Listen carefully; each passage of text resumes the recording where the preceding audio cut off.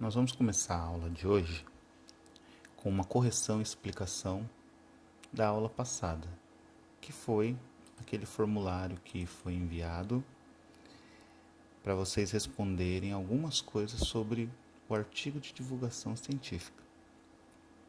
Então, a primeira pergunta que tinha naquele formulário era: o que é um artigo de divulgação científica? E um artigo de divulgação científica, para início de conversa, ele é um tipo de texto.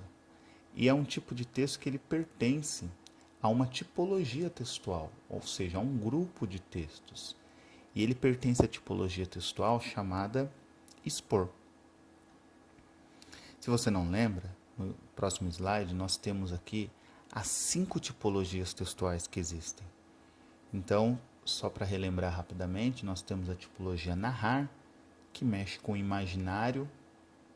Nós temos a tipologia relatar, que é onde nós vamos ver características de fatos que são relatados.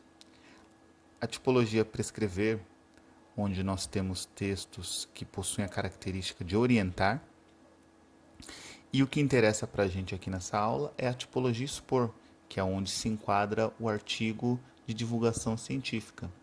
São textos que possuem como característica única a exposição de um determinado assunto, sem emitir sobre ele nenhum tipo de opinião. Nós também temos ainda a tipologia argumentar, que aí sim é onde a pessoa, quem escreve, pode emitir uma opinião. A segunda perguntinha que nós tínhamos naquele formulário era: qual a finalidade de um artigo de divulgação científica? O artigo de divulgação científica ele possui como finalidade a exposição de fatos, ideias ou conceitos que são ligados à área científica e tecnológica. Então alguém faz uma descoberta e essa descoberta ela tem que ser relatada, ela tem que ser escrita, exposta em algum lugar. E aí a pessoa ela escreve um artigo de divulgação científica sobre aquela descoberta que ela teve. A próxima pergunta era: onde podemos encontrar um artigo de divulgação científica? Ou seja, em qual meio de comunicação normalmente ele é publicado?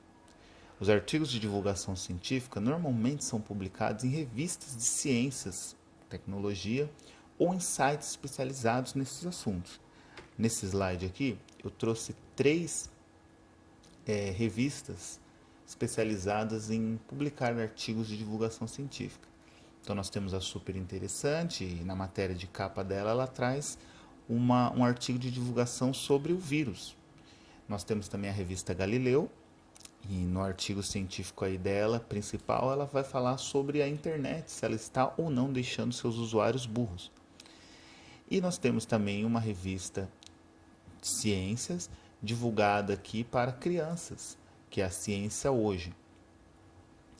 Bom, a próxima pergunta que nós tínhamos era: quais assuntos podem ser abordados em um artigo de divulgação científica? E nós acabamos de ver ali na capa das 3 revistas do slide anterior que os assuntos abordados em um artigo de divulgação científica, eles podem ser variados. Mas, apesar disso, eles sempre vão estar ligados a descobertas referentes ao conhecimento humano.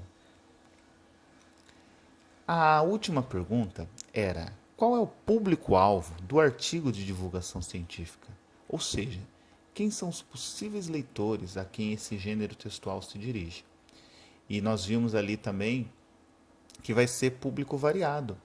Então ele pode ser desde pessoas que se interessam por uma descoberta científica lá de curiosidade quando ainda é criança, até um jovem, como a gente viu na revista Galileu ali, e um cientista mesmo. Então é um público variado e cada revista ela busca um público alvo nessa variação. Então um cientista, por exemplo, se ele quiser mais informações sobre uma descoberta, algo que ele está pesquisando, ele não vai olhar na revista Ciência Hoje, por exemplo.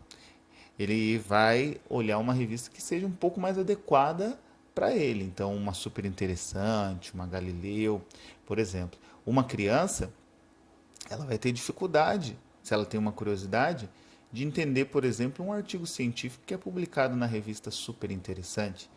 mas vai ficar mais fácil para ela se ela ir na revista Ciência Hoje.